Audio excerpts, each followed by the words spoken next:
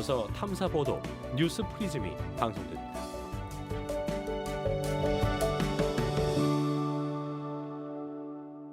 기온이 갑자기 떨어지는 한파에는 저체온증, 동상 등 한랭 질환이 생길 수 있으며 심할 경우 자연에서 배웁니다. 변함없는 정직함으로 사실 그대로 전하겠습니다. 뉴스 그대로의 뉴스.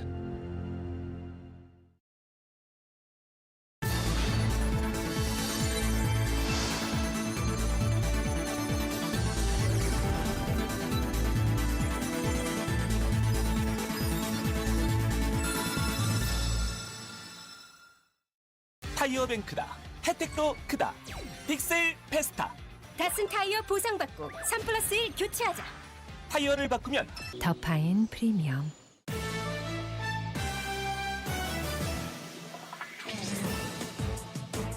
안녕하십니까. 김빅토리아노 아나운서입니다. 한국 사회 이슈를 발굴하고 다양한 시선으로 분석하여 합리적인 해결책을 모색하는 뉴스프리즘 시작합니다. 네, 이번 주 뉴스프리즘이 풀어갈 이슈 함께 보시겠습니다.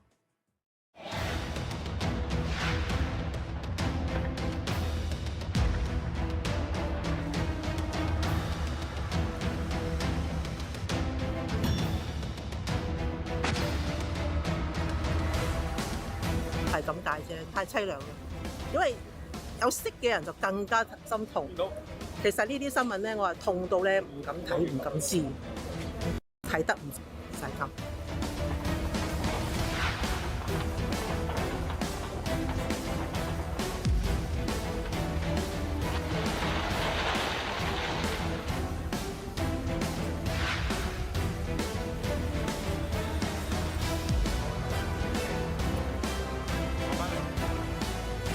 咁佢用呢個方法嚟逃避政府嘅檢測，我亦都借呢個機會咧，係強烈譴責呢一涉案人士，因為只係為咗蠅頭小利，害死咗咁多條人命。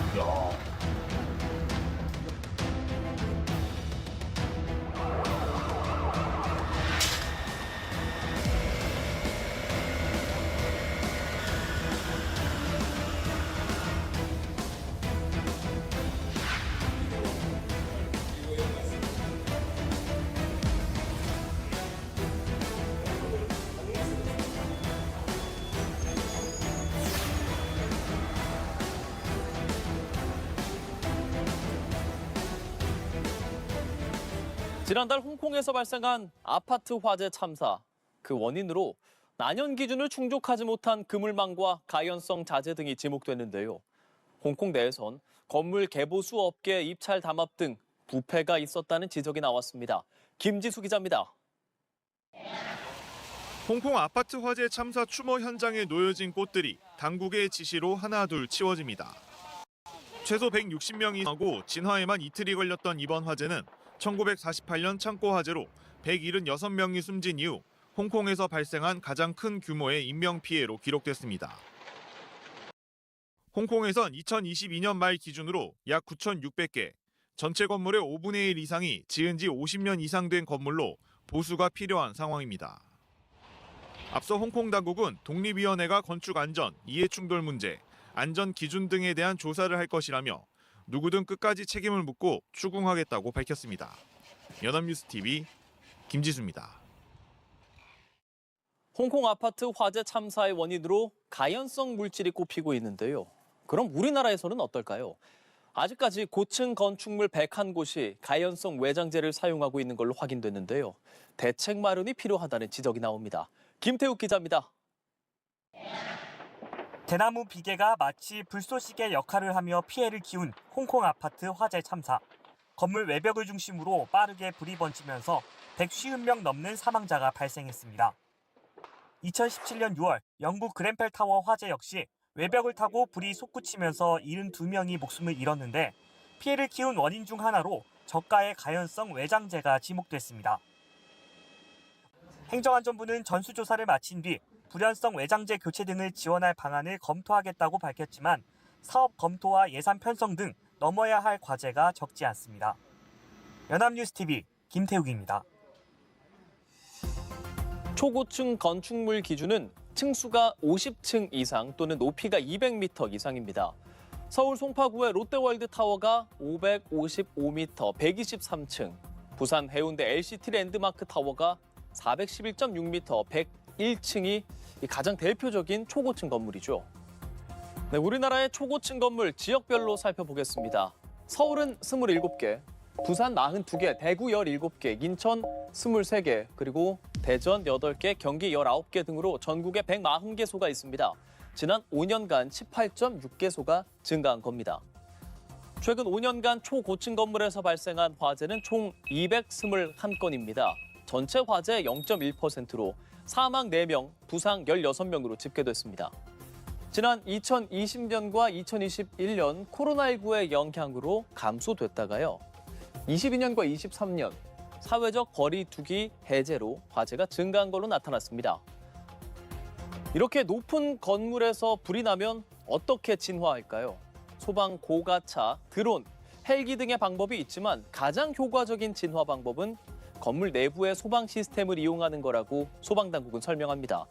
초고층 건물의 소방 시스템은 설계할 때부터 초고층 재난관리법과 각종 소방 관련법 등의 규제를 받는데요. 50층 이상 건물의 옥내 소화전 주배관은 2개 이상 설치를 해야 합니다. 하나가 고장나도 다른 하나가 작동을 해야 하고요. 또 물의 양도 안정적으로 공급돼야 하며 스프링클러는 60분 동안 물을 쏟아낼 수 있어야 하는 거죠. 네, 소방당국은 최근 70m급 소방 고가차를 늘리고 있습니다. 23층 높이까지 닿을 수 있고요. 100m 높이까지 물을 쏘아 올릴 수 있습니다. 그렇지만 서울에 5대, 부산에는 1대, 전국에는 29대만 보급돼 있습니다. 그리고 그마저도 33층 이상 건물의 화재 때는 별 소용이 없다고 전해지고 있습니다. 자, 그럼 소방 헬기는 어떨까요? 초고층 건물 접근 때는 하강풍이 불어 오히려 화염이 확산할 우려가 있기 때문에 헬기로 건물 위에서 물을 뿌리는 게 진화에 효과적인지는 기상 상황과 건물 특성을 반영한 종합적 판단이 필요합니다. 그리고 50층 이상 초고층 건축물은 피난층을 의무적으로 설치해야 합니다. 다만 공사비 부담을 줄이고자 많은 주거용 아파트와 주상복합이 50층이 안 되게 49층으로 설계되고 있는데요.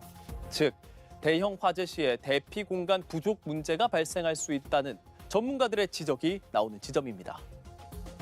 전문가들은 또 노후 아파트의 스프링클러 미설치, 그리고 방화 구획과 방화문 관리 실태도 심각한 수준이라고 지적합니다. 현행 건축법에서는 방화문이 언제나 닫혀 있거나 화재 감지 시에 자동으로 닫히는 구조여야 하는데 현실에서는 환기 혹은 편의를 이유로 방화문을 열어두거나 고장난 채 방치하는 경우가 비일비재하던 거죠. 네, 홍콩에서의 화재 참사로 고층 건물의 화재에 대한 관심이 높아지고 있는데요. 제도적 보완이 뒷받침돼야겠죠. 그럼 국회에선 어떤 입법 논의가 진행되고 있는지 윤솔 기자가 정리했습니다. 고층, 초고층 빌딩 화재 관리가 국내에서는 어떻게 되고 있는지 짚었습니다. 이 대통령은 대피로 확보 등 소방법이 제대로 준수되고 있는지 점검의 중요성을 강조하면서 정치권에서도 집중하는 고층 건물 화재 관리. 우리나라 고층 건물, 특히 공동주택은 연식이 얼마나 오래됐느냐에 따라 안전성이 달라집니다. 과거엔 초기 화재 진화에 필수적인 스프링클러 등 시설물을 의무적으로 설치해야 한다는 법적 근거가 부족했던 탓입니다. 다만 스프링클러 설치에는 수조와 펌프, 배관 등 물리적인 공간도 확보해야 하는 만큼 건물 설계상 설치가 불가능한 상황도 함께 고려해 완강기나 에어펌프 등 다른 대피 설비로 인명피해를 예방하는 안도 함께 거론됩니다. 화재를 막고 국민의 생명을 지키는 일 앞에선 여야 구분이 무의미한 만큼 국회 관련 입법 논의가 보다 진지하고 신속하게 이루어져야 한다는 지적이 나옵니다. 연합뉴스TV 윤소리입니다. 화재 발생 시 초기 확산 속도가 매우 빠릅니다. 따라서 대피 전에 연기 급입으로 사망하는 경우가 많은데요. 승강기는 사용할 수 없고 비상계단에 연기가 빠르게 유입되는 상황에서 우리는 무엇을 준비해야 할까요? 대구 지하철 참사 이후 지하철역에는 화재용 방독면이 설치됐습니다. 지하철역에 배치된 화생방용 방독면은 연기 속에서 약 20분 이상 버틸 수 있어 실질적인 대피 시간을 확보해 줍니다. 또 일부 아파트 단지에서는 입주할 때 입주민에게 방독면을 제공하기도 하는데요. 결국 화재 발생 시에 방독면과 손전등만 갖추고 있다면 비상계단을 통해 옥상이나 출입문으로 스스로 탈출할 가능성이 크게 높아지겠죠. 참고로 일본의 아파트나 맨션에서는 발코니 확장이나 발코니에 짐을 두는 행위가 금지돼 있습니다. 지진 등 재난이 잦은 환경이기에 발코니는 가벽을 부숴 옆집으로 이동하는 대피 공간으로만 사용하도록 규제되고 있는 겁니다. 이번 주 뉴스 프리즘은 여기까지입니다. 시청해주신 여러분 고맙습니다.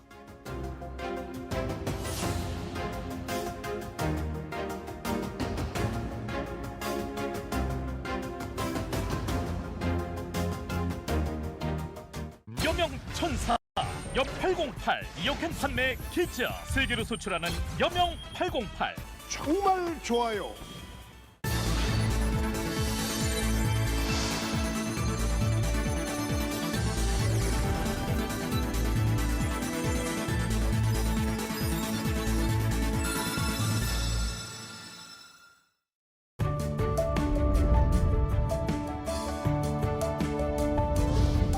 이어서 새벽 3시 뉴스가 방송됩니다.